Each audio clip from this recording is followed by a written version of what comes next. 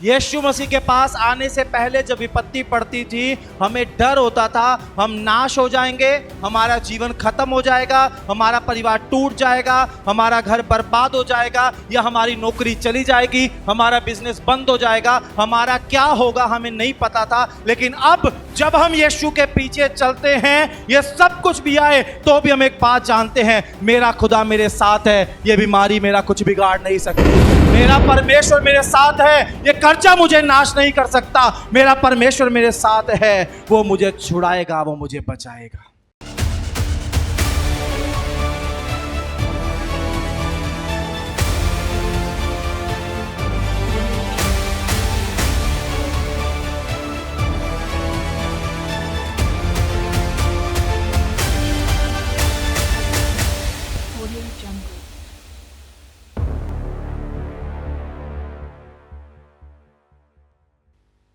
सबको जय मसीह की।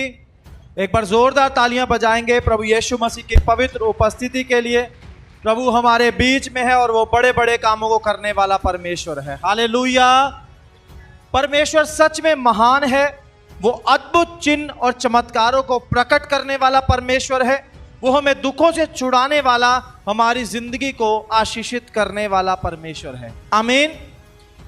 जब हम यीशु मसीह के पीछे चलना शुरू करते हैं, खास करके हम लोग जो यहाँ बैठे हैं, हम में से ज्यादातर लोग, मैं सबकी बात नहीं कर रहा हूं, पर ज्यादातर लोगों ने एक मुसीबत में, एक परेशानी में, एक दुख में आने के बाद अपना जीवन यीशु मसीह को दिया। और प्रभु का भी धन्यवाद हो, परमेश्वर ने हमें उन दुखों से निकाला और हमारा विश्वास यीशु मसीह के ऊपर बढ़ गया। आमीन। लेकिन जब हमने यीशु मसीह को अपना जीवन दे दिया, यीशु मसीह के पीछे चलना शुरू कर दिया, तो बहुत सारे लोगों के मन में, बहुत सारे लोगों के सोच में एक बात बैठ जाती है कि अब मैं यीशु मसीह के पीछे चल रहा हूं, अब मेरे जीवन में कोई दुख नहीं आ सकता, अब मेरे जीवन में कोई परेशानी नहीं आ सकती, अब मेरे जीवन में कोई परीक्षा, कोई पीड़ा, कुछ भी नहीं आ सकता।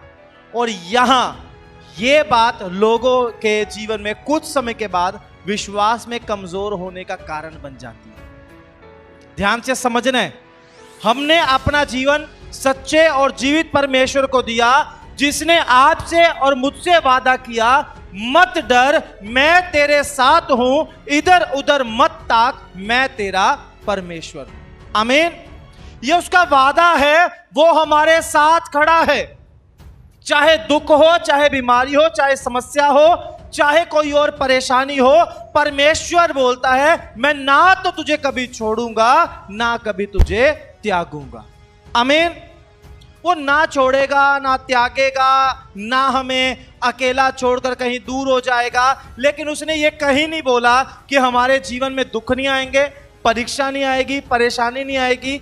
चेलों ने भी शायद यही सोचा होगा जब यीशु मसीह ने उनको चमत्कार दिखाए और यीशु मसीह ने बोला मेरे पीछे हो लो, तो चेलों ने भी शायद यही सोचा होगा यीशु मसीह के पीछे चलेंगे तो कोई दुख नहीं आएगा, कोई परेशानी नहीं आएगी।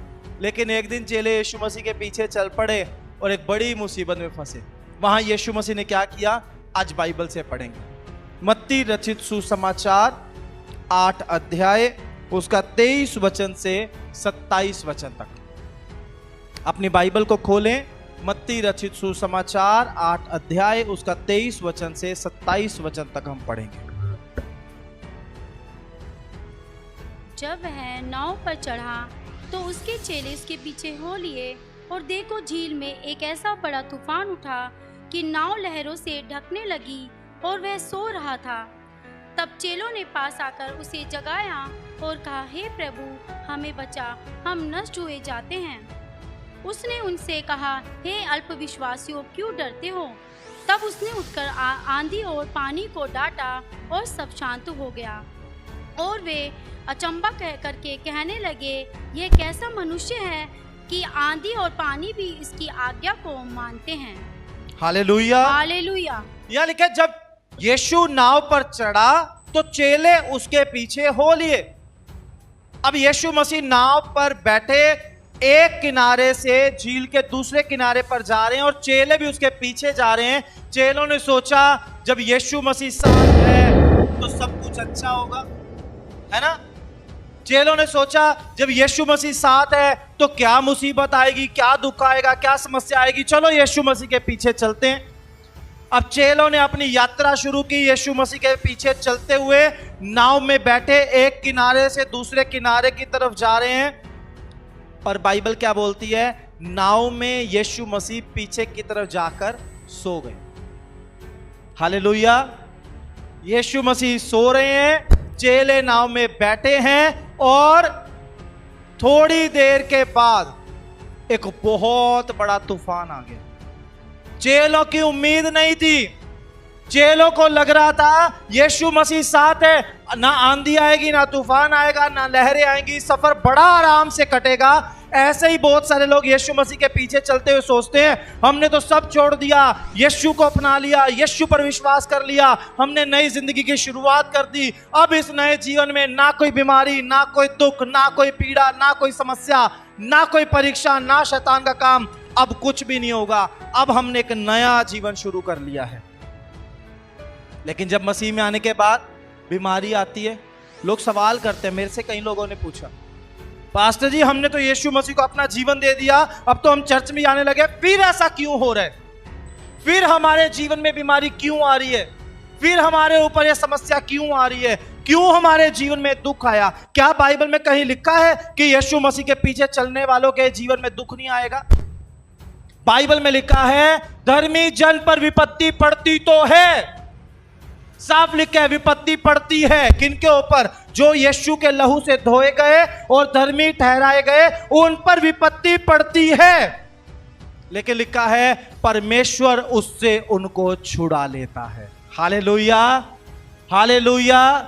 यीशु मसीह के पास आने से पहले जब विपत्ति पड़ती थी, हमें डर होता था हम नाश हो जाएंगे, हमारा जीवन खत्म हो जाएगा, हमारा परिवार टूट जाएगा, हमारा घर बर्बाद हो जाएगा, या हमारी नौकरी चली जाएगी, हमारा बिजनेस बंद हो जाएगा, हमारा क्या होगा हमें नहीं पता था। लेकिन अब जब हम यीशु के पीछे चलते हैं, ये सब कुछ भी आए तो भी हम एक बात जानते हैं, मेरा खुदा मेरे साथ है, ये बीमारी मेरा कुछ बिगाड़ नहीं सकती, मेरा परमेश्वर मेरे साथ है, ये कर्जा मुझे नाश नहीं कर सकता, मेरा परमेश्वर मेरे साथ है, वो मुझे छुड़ाएगा, वो मुझे बचाएगा।